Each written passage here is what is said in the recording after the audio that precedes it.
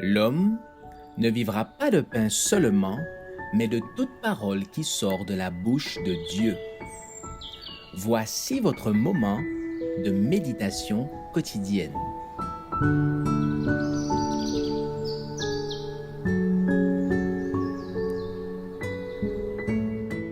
Avec Dieu chaque jour.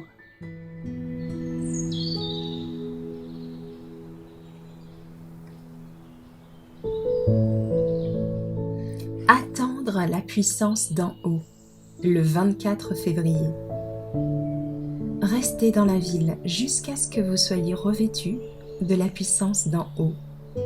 Luc 24, verset 49.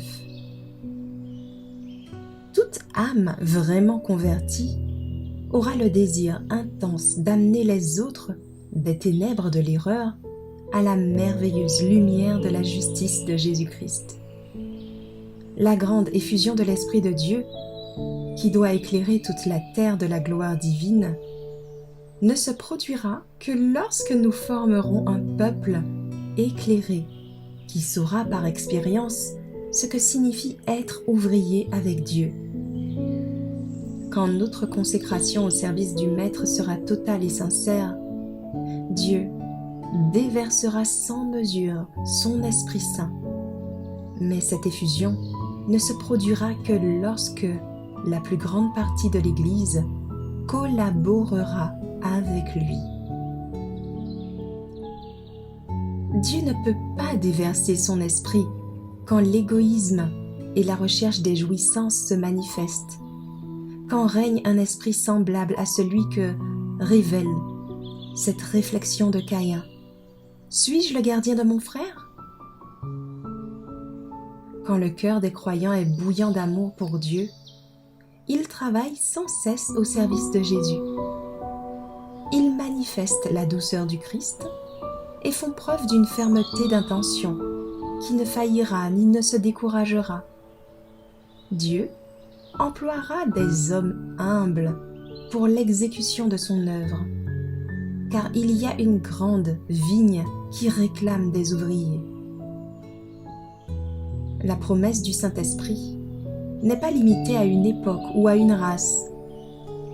Le Christ a promis que cette divine influence serait avec ses disciples jusqu'à la fin du monde, depuis le jour de la Pentecôte jusqu'au temps actuel. Le Consolateur a été envoyé à tous les hommes qui se sont consacrés au service de Dieu et à tous ceux qui ont accepté Jésus comme sauveur personnel. Le Saint-Esprit a été donné comme conseiller, comme moyen de sanctification, comme guide et comme témoin. Plus les croyants se sont tenus près de Dieu, plus nettement et plus puissamment ils ont expérimenté l'amour de leur Rédempteur et de sa grâce salvatrice.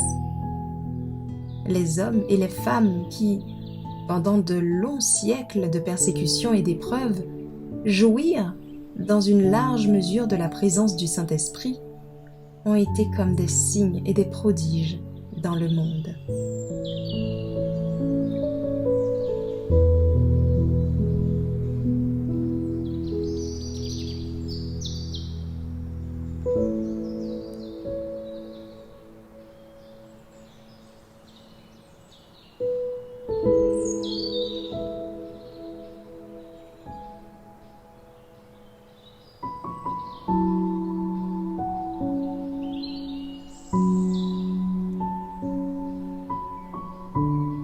Merci d'avoir écouté cette présentation. Assurez-vous de nous rejoindre demain pour votre moment de méditation quotidienne avec lereste.org.